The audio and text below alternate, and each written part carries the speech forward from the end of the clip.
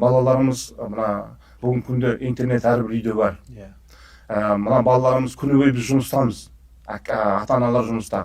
Балалар өздері бос, емін-еркін интернетке кіре ме, телефонға кіре ме. Сондықтан біз келгеннен кейін, жұмыстан келгеннен кейін кешке болса да бір көріп шығуымыз керек, тексеруіміз керек. Бүгін күні бойы мына бала қайда кірді, қандай сайт көрді, адаспау үшін десеңіздер.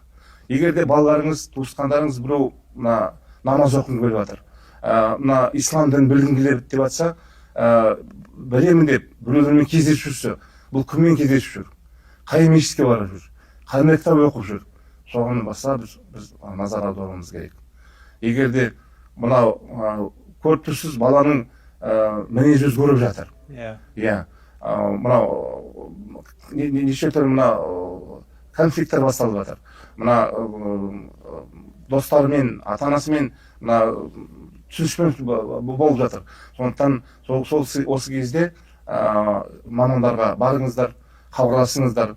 Құдайға шүкір, бүгінгі күнде біздің мешіттеріміз ашық, әрбір мешітімізде жақсы сайттар. Әрбір мешітте қазір сайт бар. Үкіметтік емес ұйымдары бар. Мына акибаттың сіздердің теологтар бар, біздің теологтар бар. Есігіміз ашық әрқашанда мына өзіміздің білімімізбен бөлісуге, ол балаңызбен, туысқаныңызбен әңгімелесуге біз әрқашанда дайынбыз.